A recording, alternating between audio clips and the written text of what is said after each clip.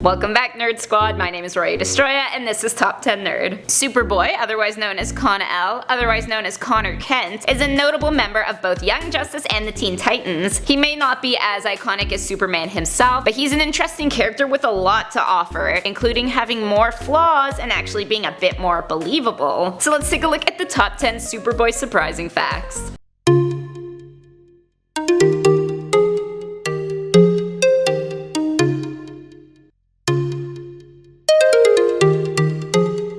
In the number 10 spot, there are other Superboys. This video is focusing on Connor Kent, but there are two other main incarnations of Superboy that you may have heard about, but if not, it is important to know the difference. The first character referred to as Superboy was Clark Kent himself as a kid, starting in the 1940s. The next Superboy is our Connor from 1993 onward, who was a clone of Superman and Lex Luthor. And finally, Superboy was reintroduced in 2016 as John Kent, the son of Supes and Lois Lane. Coming in at number 9, he's been on the Suicide Squad. You know the one, violent, criminal-packed Suicide Squad taking on dangerous missions because no one really cares if they live or die. Yeah, good little Superboy had to join them. In Watery Grave, he joins the ranks of Deadshot, Captain Boomerang, Knockout, just to name a few, on a mission to stop a crime organization called the Silicon Dragons. I imagine there were people he would have rather worked with, but all in all, Suicide Squad manages to be pretty efficient when they can hold off on fighting amongst themselves. Next at number 8 are his names. When he was first created in his little tube, Superboy was only known as Experiment 13. When he escaped his creators at Project Cadmus, he tried to get people to call him Superman, but they opted instead for Superboy, which he did not like at all. Eventually, when Supes took him under his mentorship and warmed up to him, he granted him the name Kon-El. And when he joins the Teen Titans, he takes on the civilian name Connor Kent. In the number 7 spot is his visor. While he may have ditched them now, Superboy was the owner of some pretty rad specs earlier on. The red X-ray glasses were designed by Professor Emil Hamilton, and they made up for Superboy's lack of organic X-ray vision. They also were programmed with heat vision so they could be pretty dangerous, which they were because the dumb kid misplaced them and they ended up being found by the technician. So after he got them back, he destroyed them. His reason? He would probably lose them again. Coming in at number 6 are his relationships. Connor has actually been quite the ladies' man throughout his comic and animated depictions. Exclusively in the show Young Justice, he had a serious relationship with Miss Martian. He also has had an extremely notable relationship with Wonder Girl, also known as Cassie Sandsmark. Among his other womanly ventures have been Sterling Roquette, Roxy Leach, and Tana Moon, so the guy gets around a little bit. Next up at number 5, he hates monkeys. There was a point in Connor's life, namely Young Justice number 2, when he and the team were overrun by the Joker's green monkeys at the cave of Mount Justice.